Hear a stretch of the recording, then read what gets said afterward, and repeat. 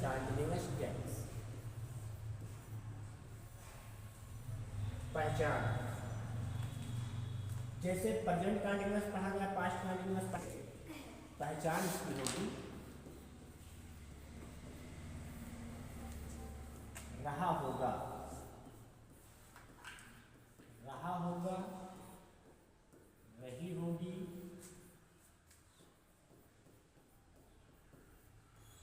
रहे होंगे, रहा होगा, रहे होंगे, रहे होंगे, रहा होगा आदि। ये हो गया फ्यूचर कंटिन्यूअस टेंस की पहचान। ये वाक्य की क्रिया के अंत में आएगा। जैसे कहा गया कि वह पत्र लिख रहा होगा। अब ये देखो, ये वर्ब है, इसी के लास्ट में जुड़ा है रहा होगा, तो ये फ्यूचर कंटिन्यूअस टेंस का वाक्य है। अब आई और वी, आई और वी यानी फर्स्ट पर्सन ही दोनों के साथ, आई और वी के साथ शैल बी, शैल बी, अन्य सभी कर्ताओं के साथ, अन्य सभी सब्जेक्ट्स के साथ,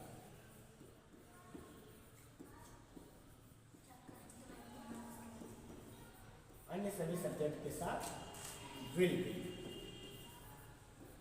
इस चीज का ध्यान रखेंगे, आई वी के साथ शैल भी लगाना है, बाकी सबके साथ विल बी। और मेन वर्ब लगेगा इसमें, मेन वर्ब, मेन वर्ब लगेगा, वर्ब का फर्स्ट फॉर्म लगाएंगे इसमें और उसमें जोड़ देंगे क्या, आई, यानी इसमें मेन वर्ब का फर्स्ट फॉर्म, इसमें क्या जोड़ देंगे, आईएनजी।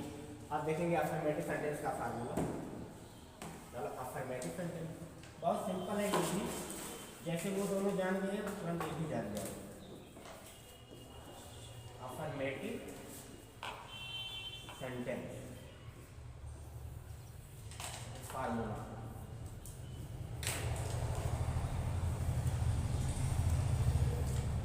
अफर्मेटिव सेंटेंस फार्मूला, सबसे पहले लिखा जाएगा सब्जेक्ट, सब्जेक्ट के तुरंत बाद विल बी या शैल बी में से कोई एक लगाएंगे, किसके अनुसार, सब्जेक्ट के अनुसार।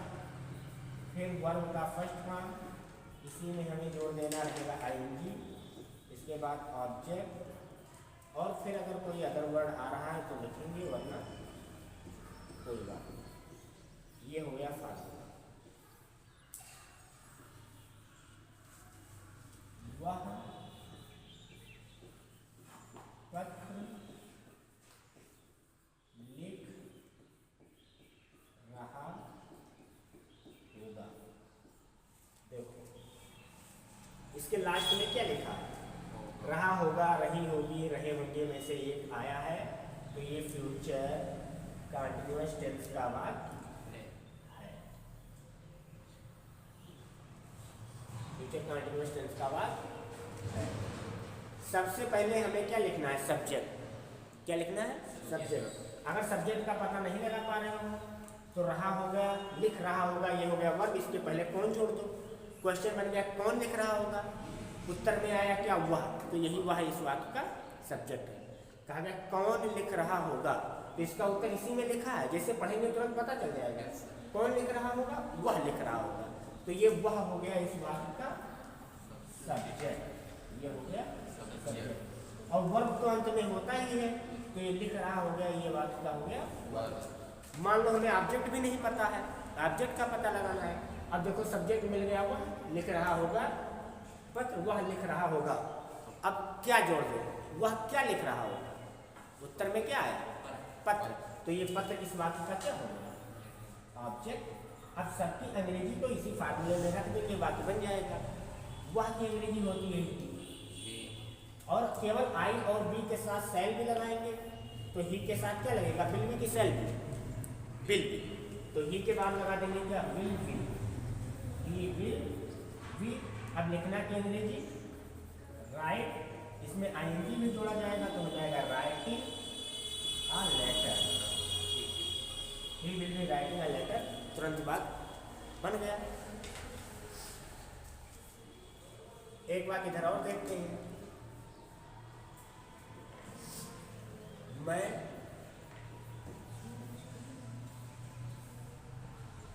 हिंदी पढ़ रहा हूँगा, मैं हिंदी पढ़ रहा हूँगा।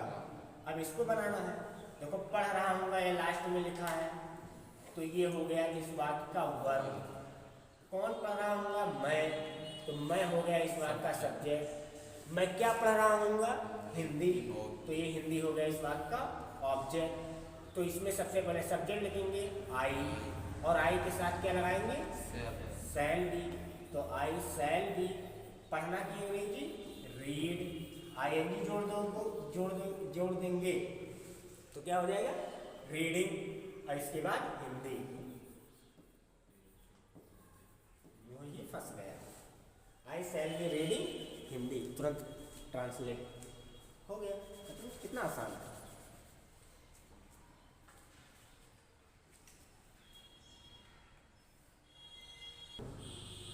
और एक बात देखते हैं, अध्यापक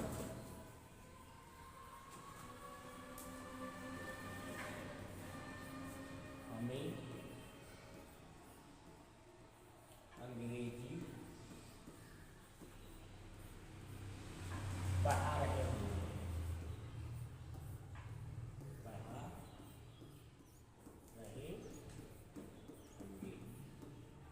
इसको भी बनाएंगे, पढ़ा रहे होंगे। देखो तो लास्ट में लिखा है, तो ये इस बात का क्या हो गया? वर्ब। कौन पढ़ा रहे होंगे? अध्यापक। तो अध्यापक की इस बात का क्या हो गया? सब्जेक्ट। अध्यापक क्या पढ़ा रहे होंगे? अंग्रेजी, तो ये हो गया ऑब्जेक्ट। किसे पढ़ा रहे होंगे? हमें, तो ये भी हो गया ऑब्जेक्ट। ऑब्जेक्ट दो होता है। ऑब्जेक्ट कितने प्रकार के होते हैं? दो प्रकार के होते हैं। एक होता है जिसको कहा जाता है डायरेक्ट ऑब्जेक्ट, और एक होता है जिसे कहा जाता है इनडायरेक्ट ऑब्जेक्ट। ऑब्जेक्ट दो होते हैं। इनडायरेक्ट ऑब्जेक्ट अक्सर करके सजीव होता है, और डायरेक्ट ऑब्जेक्ट अधिकतर क्या होता है? निर्जीव होता है। तो इसमें दो ऑब्जेक्ट आए। अब देखो अंग्रेजी विषय, ये निर्जीव, और हम लोग तो सजीव हैं, तो यानी कि ये हो गया इनडायरेक्ट ऑब्जेक्ट और ये हो गया डायरेक्ट ऑब्जेक्ट। जब दोनों ऑब्जेक्ट एक साथ एक ही वाक्य में आते हैं, तो जब इसे लिखते हैं तो हमें ये वाला पहले नंबर पर लिखना चाहिए और ये वाला बाद में लिखना चाहिए। हालांकि कोई ज़रूरी नहीं है, हम किसी को भी पहले आगे कर सकते हैं, ये बताएंगे, लेकिन नॉर्मली ज़्यादातर इनडायरेक्ट पहले लिखा जाता है। तो हम लोग ये ट्रांसलेट करेंगे जिसमें पहले हमें की अंग्रेजी लिखेंगे, बाकी वैसे बन जाएगा। अब अध्यापक की अंग्रेजी क्या लिखेंगे? The teacher. सब्जेक्ट है तो लिखेंगे द टीचर। अब टीचर के साथ बताओ बिल भी लगेगा कि सेल? बिल, क्योंकि आई बी के साथ सेल लगाएंगे तो टीचर के साथ बिल बी। अब उल्टा उल्टा बना के चले आओ। इसकी अंग्रेजी लिखेंगे पढ़ाना, पढ़ाना की अंग्रेजी टीच, आई बी जोड़ेंगे क्या हो जाएगा? टीचिंग। अब देखो हमारे पास एक ऑब्जेक्ट ये है, एक ऑब्जेक्ट ये है, तो सजीव वाला पहले लिखेंगे। ये देखो इनडायरेक्ट ऑब्जेक्ट पहले लिखना है, तो हमें ऑब्जेक्ट है तो हमें की अंग्रेजी हो जाएगी अस। इसके बाद क्या लिख देंगे? इंग्लिश। बन गया the teacher will be teaching us English. हट से ट्रांसलेट हो गया। अब देखते हैं नेगेटिव में क्या होता है। Negative sentence. नेगेटिव सेंटेंस में विल और सेल के जस्ट बाद क्या लगा देंगे? नॉट। विल और सेल के जस्ट बाद क्या लगा देंगे? नॉट। तो फार्मूला देखो, फार्मूला इसका हो जाएगा सब्जेक्ट प्लस विल सेल, इसके जस्ट बाद लगाएंगे यहाँ पे नॉट, इसके बाद बी, वर्ब का फर्स्ट फॉर्म, इसी में ऐड कर दो आईएनजी, ऑब्जेक्ट, और इसके बाद अदर वर्ड कोई आ रहा है तो लिख दो, नहीं आ रहा है तो फुल स्टॉप लगाओ, वाक्य वहीं पर सेम हो जाए। जैसे सेंटेंस देखते हैं, तुम चाय नहीं पी रहे होंगे। अब देखो वही सेंटेंस लिखा है, बस केवल इसमें क्या आ गया है, केवल ये नहीं एडवर्ब जो गया है, बस ये नेगेटिव मीनिंग देने लगा। बाकी पूरा बात बनाएंगे तो वैसे ही। देखो पी रहे होंगे लास्ट में लिखा हुआ है तो ये वर्ब हो गया, कौन पी रहा होगा, तुम, तो ये सब्जेक्ट हो गया, तुम क्या पी रहे होगे तो चाय, तो ये ऑब्जेक्ट हो गया। अब सबसे पहले तुम की अंग्रेजी लिखेंगे, तुम की अंग्रेजी यू, और यू के साथ क्या लगाएंगे, विल। अब ये नेगेटिव है तो इसके तुरंत बाद क्या लगा देंगे, नॉट, तो यू विल नॉट बी। अब पीना की अंग्रेजी टेक लिखो, यहाँ पे चाय धीरे धीरे सिप किया जाता है, चाय पीने की अंग्रेजी सिप भी लिखते हैं, SIP, चुस्की लेना, लेकिन यहाँ पे मैंने टेक लगा दिया है। You will not be taking, और चाय के लिए सबको पता है क्या होती है, टी, जो ट्रांसलेट हो गया, you will not be taking tea. एक सेंटेंस और देख लेते हैं,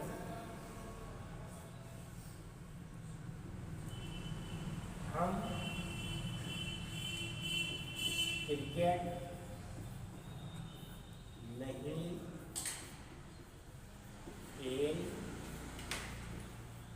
रहे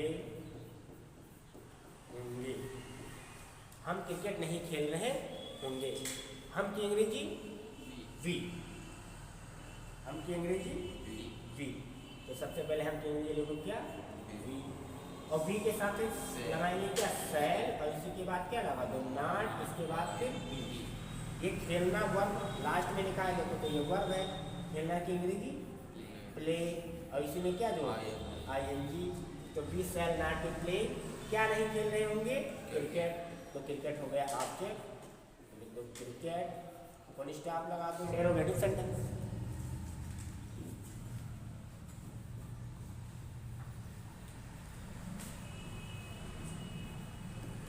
इंटरोगेटिव सेंटेंस बहुत टेंस हम लोग पढ़ चुके हैं, तो हमें पता है कि इंटरोगेटिव सेंटेंस कितने प्रकार के होते हैं, दो। तो पहला वाला देखते हैं, टाइप 1। टाइप 1, जब वाक्य की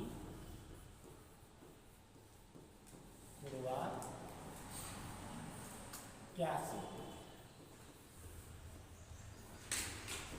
से हो। अब इसके लिए फार्मूला नोट करो, जब क्या से वाक्य की शुरुआत होती है तो क्या की अंग्रेजी नहीं लिखते हैं, इसके जगह पर हम लोग जो टेंस पढ़ रहे होते हैं उसी टेंस में लगने वाली हेल्पिंग वर्ब लगा देते हैं। तो हम लोग फ्यूचर कंटीन्यूअस पढ़ रहे हैं तो विल शैल का प्रयोग सबसे पहले कर दिया जाएगा। विल शैल के तुरंत बाद हम लोग लिखेंगे सब्जेक्ट, इसके बाद फिर वर्ब का फर्स्ट फॉर्म लिखेंगे, ING तो कंटीन्यूअस टेंस है तो जोड़ा ही जोड़ा जाएगा, इसके बाद ऑब्जेक्ट लिखेंगे, इसके बाद अदर वर्ड, और इंटरोगेटिव सेंटेंस है तो लास्ट में क्वेश्चन मार्क लगाना बहुत जरूरी है, क्योंकि क्वेश्चन मार्क इंटरोगेटिव सेंटेंस की क्या होती है, पहचान होती है। जैसे सेंटेंस हम लेते हैं पहला, क्या सुमन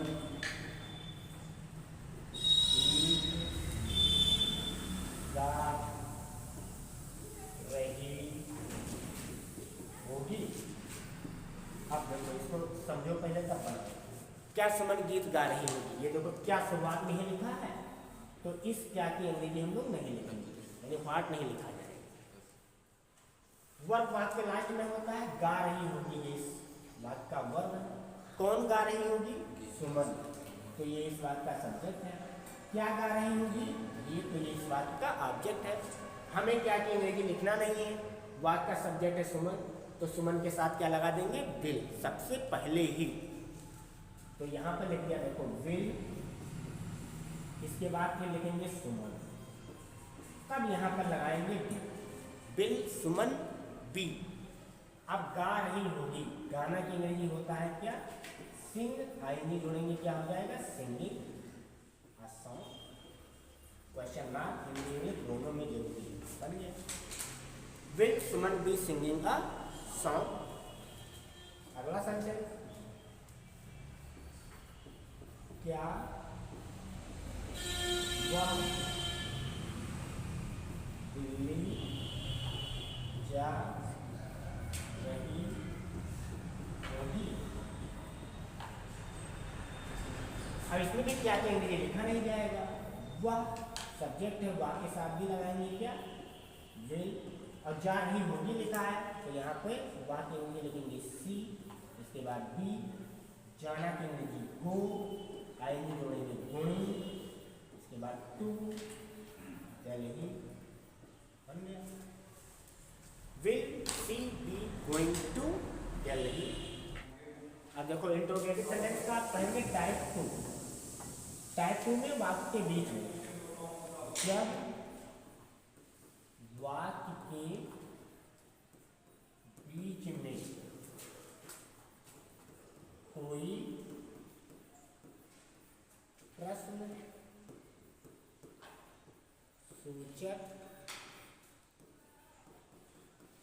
शब्द आए, तब इसके लिए फार्मूला, जब वाक्य के बीच में कोई प्रश्न सूचक शब्द आता है तो उसकी अंग्रेजी सबसे पहले ही लिख देते हैं, तो हो जाएगा क्वेश्चन वर्ड, क्वेश्चन वर्ड के बाद तुरंत सब्जेक्ट के अनुसार विल या शैल में से कोई एक लगाएंगे, इसके बाद फिर लिखेंगे सब्जेक्ट, और सब्जेक्ट के बाद बी, इसके बाद वर्ब का फर्स्ट फॉर्म, और इसमें जोड़ देंगे आईएनजी, इसके बाद ऑब्जेक्ट, और इसके बाद अदर वर्ड, अदर वर्ड, फिर क्वेश्चन मार्क, क्योंकि ये भी इंटरोगेटिव सेंटेंस है तो क्वेश्चन मार्क इसके साथ ही लगाएंगे। सेंटेंस देखते हैं,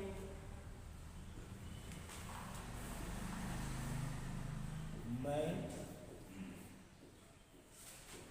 इसकी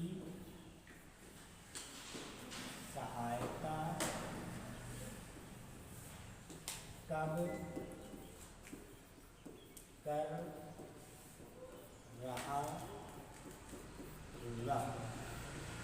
अब देखो इसके बीच में क्वेश्चन वर्ड आया है कब, यह आया है क्या, कब, तो कब की अंग्रेजी क्या होती है, व्हेन, कब की अंग्रेजी क्या होती है, व्हेन, और इसको सबसे पहले ही लिखिए।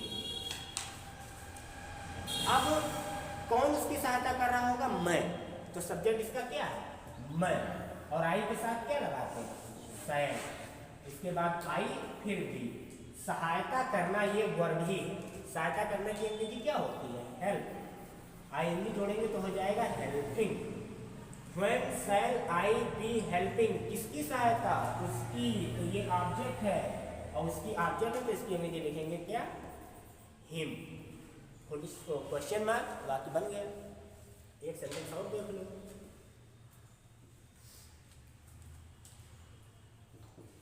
लता जा खा रही होगी। अब इसमें क्या बीच में आया, जब बीच में आएगा तो इसकी अंग्रेजी सबसे पहले लिखेंगे, शुरुआत में अगर आएगा तो इसकी अंग्रेजी ही नहीं लिखेंगे, तो क्या बीच में आया है तो इसकी अंग्रेजी सबसे पहले लिखेंगे क्या, व्हाट, अब व्हाट WHAT,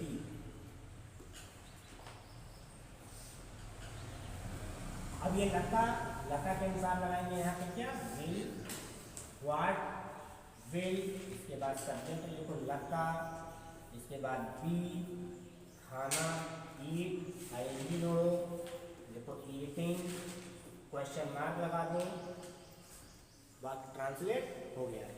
इस तरीके से फ्यूचर कंटीन्यूअस टेंस के बाद क्या करते हैं, ट्रांसलेट करते हैं। अगर वाक्य इंटेरोगेटिव प्लस निगेटिव भी है मान लो, तो यहाँ सब्जेक्ट के बाद क्या लगा देंगे, नॉट, तो यहाँ पे क्या लग जाएगा, नॉट, यहाँ पे क्या लग जाएगा, नॉट,